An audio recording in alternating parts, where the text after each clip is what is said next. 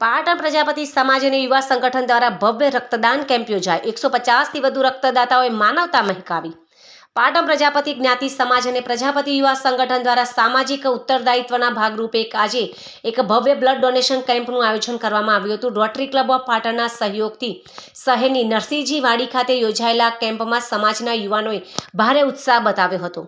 આ રક્તદાન કેમ્પમાં સમાજના યુવક યુવતીઓએ મોટી સંખ્યામાં ઉમટી પડી સ્વૈચ્છિક રક્તદાન કર્યું હતું। કેમ્પ દરમિયાન 150થી વધુ રક્તદાતાઓએ રક્તદાન કરીને અન્ય લોકો માટે પ્રેરણા પૂરી પાડી હતી। આ એકત્રિત થયેલું રક્ત જરૂરિયાતમંદ દર્દીઓ માટે આશીર્વાદરૂપ સાબિત થશે।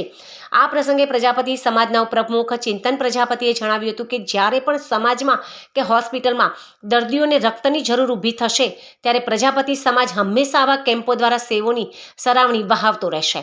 બ્લડ ડોનેશન કેમ્પને સફળ બનાવવા માટે પ્રજાપતિ સમાજના પ્રમુખ ધર્મેશ પ્રજાપતિ તેમજ યુવા સમિતિના ઋત્વિક પ્રજાપતિ, સંજયભાઈ સ્વામી અને જિગ્નેશભાઈ પ્રજાપતિ સહિતના આગેવાનો અને કાર્યકરોએ ભારે જહેમત ઉઠાવી હતી। આ પ્રસંગે પ્રજાપતિ સમાજના ઉપપ્રમુખ ચિંતન પ્રજાપતિએ પણ પાટણની નરસિંહજી વાડી ખાતે યોજાયેલા ભવ્ય મેગા બ્લડ ડોનેશન અંગે કંઈક આ રીતે પોતાના પ્રતિભાવ વ્યક્ત કર્યા હતા। આજરોજ નરસિંહજી મંદિર મુકામે પાટણ પ્રજાપતિ જ્ઞાતિ સમાજ અને પાટણ પ્રજાપતિ જ્ઞાતિ સમાજ યુવા સમિતિ તથા રોટરી ક્લબ ઓફ પાટણના સહયોગથી બ્લડ બેંક કેમ્પનું આયોજન કરવામાં આવ્યું। વિશેષ નરસિંહજી મંદિર વાડી ટ્રસ્ટના અમારા ટ્રસ્ટી એવા યોગેશભાઈ પ્રજાપતિના જન્મદિન નિમિત્તે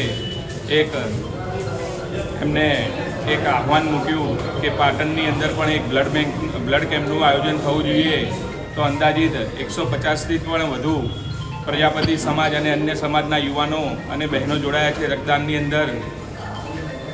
ખાસ કરીને અમારી જે યુવા ટીમના પ્રમુખ ઋત્વિકભાઈ પ્રજાપતિ, સંજયભાઈ સ્વામી, જિગ્નેશભાઈ પ્રજાપતિ, ઘણા બધા આવા યુવા મિત્રોએ ભારે જહેમત ઉઠાવીને 150થી પણ વધુ બ્લડ બેંકની અંદર રક્તદાતાઓ જોડાશે અને વિશેષમાં સૌ લોકો રક્તદાન કરે એવો એક અમારો સમાજ વતી મેસેજ છે અને જ્યારે પણ જરૂર પડશે ત્યારે અમારી સમાજ આવા કેમ્પો કરતા રહેશે।